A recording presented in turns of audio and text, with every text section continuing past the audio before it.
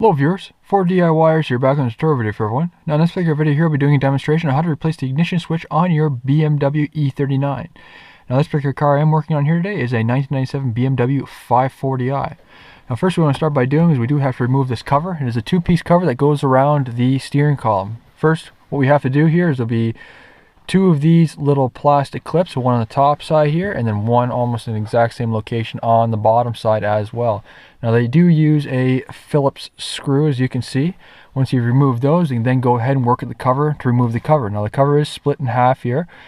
Now I have left the battery connected as well, so it gives me movement for the steering wheel up and down, so I'm able to work with the top cover and work with the bottom cover. Now once you do have the caps on the steering column removed here, as you can see I already have mine. I have the bottom section here. You can see we do have the one clip that goes on the side there. Next one there, and then one on the opposite side as well. Now obviously all this stuff does hold in those leather portions. Now moving on to the opposite part here, you can see that we only have the ones that go on the top side here. So we have the one here, here, here, and here. Now as for the locations of those snap clips, now if they do break, don't worry about it. It's a fairly inexpensive piece and you can go purchase a new one at the dealer. Now obviously with plastic it does fatigue over time and it isn't as durable or as flexible as compared to when it was new. So you see we do have the one on top side here. You can see the tab has broken there.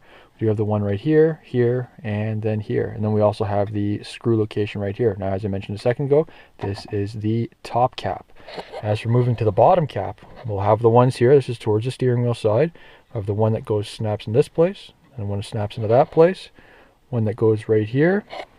And then moving further back, we'll have the one that does go right there. And obviously there is the location where the screw goes. As for removing that leather piece that does go around the plastic steering column cap, you can see here we do have the tabs. That's the ones you need to do push upwards in order to remove it, and you can see it kind of does pull back into place here.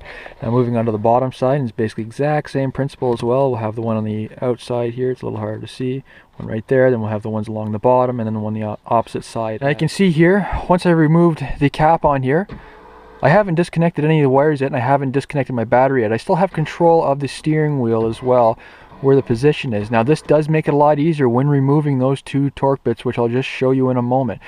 Now once you do move on to the next step, when disconnecting the plug here, then you go ahead and disconnect the negative terminal on your battery. Therefore we don't risk damaging any of the electronics in the vehicle. Now we do have to remove this plastic tray that does go around the outside here. Now what this does is basically hold the switch into place along with a couple grub screws as well, but this is a first component we do need to remove in order to gain access to all that stuff.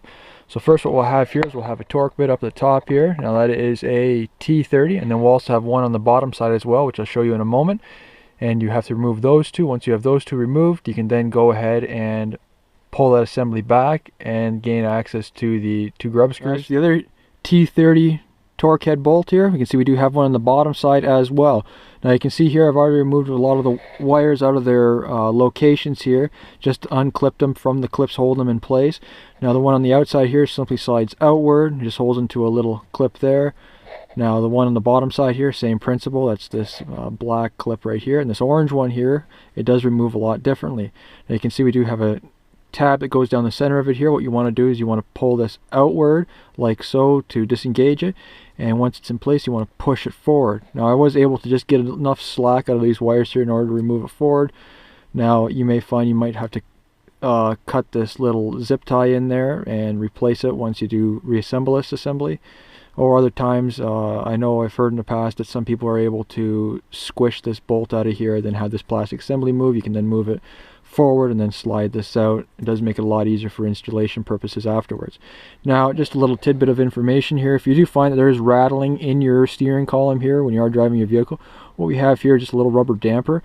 Now be sure you watch how that goes into place, because this thing is a pain to get back into place and to get everything aligned again. We do have this curved part that does face downward. Now it is the closest portion towards this whole aluminum steering column assembly. Next it goes the plastic retaining clip, and that's the whole full assembly that goes around to the other side as well.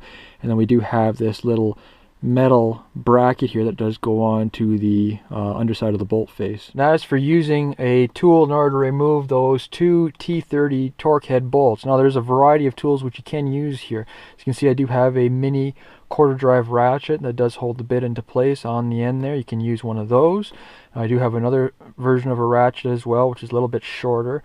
Now that just simply takes the torque bit instead of having the actual extension on there. And then we do have this other one here, so simply like an Allen key, but it does have the torque bits on both ends of it. Now either of these tools will work to remove that. Using a larger ratchet, that's going to make life a lot harder. A grub screw right here and a grub screw on the back side here. Now normally there is red paint on these, and someone has scratched this off already. Obviously someone's probably had this apart once before me. So what you need to do, if you do find that there is red paint on those, you use a small flat screwdriver and scratch the paint off those. Once you've done that, then you use a small flat or standard screwdriver. Now it does have to be very small in order to fit in those holes there, and you can go ahead and remove those grub screws. Now when you remove them, you want to have them so they're about 1/16 of an inch sticking out of the holes there. Otherwise, when you are removing that ignition switch, it will grab up when you are pulling it out. Now once you've popped this tab out here, as you can see, as I mentioned before, mine is broken on here. Obviously someone's had this apart before and has broke those clips. Now I'm currently trying to source out a new one. Now I'm not sure if you can buy this clip separately or if you do have to buy a whole new plug assembly here. I'll have to find that out from the dealer, and when I do find that out, I will post the results in the description below. Now obviously you do want to be careful with that. You don't want to break yours because it makes it a lot harder to remove. If you do find that yours is broken, I did use a flat screwdriver and go on the front side here and go under whatever the remaining little tabs are left, and did pull one out separately, and then the next one I moved on to. Now normally this is a connected piece and it's supposed to come out in one shot together. Once you've done that, you can then remove the plug, and then you gain access to the ignition switch, which you do have to remove. Now if you want, you can actually remove the ignition switch while this is still plugged together by removing those two grub screws on the bottom side there. Once you've done that, then you do have this whole assembly in your hand. You can work with it a little easier than just working with it in place here. So just to show you what the switch does look like once it is removed here, you can see we do have the plug portion, which does face the steering wheel. We do have the face that does go against to where the shaft rotates the inside portion here.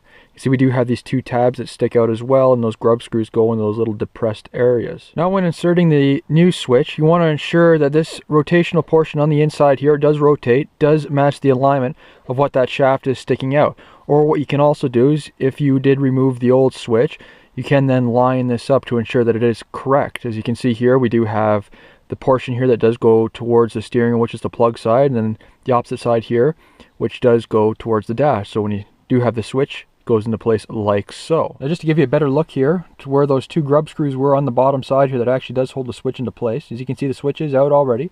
We do have the shaft that does rotate to turn the switch on and off, and you can see here where it does slide into these slots here on both sides. You can see there's a small flat screw right there, a small grub screw, another grub screw right on this side. So this concludes the rest of my tutorial video. If you have any comments or questions, please don't hesitate to post them below. Also, please subscribe to my channel and like my video. Thank you for watching.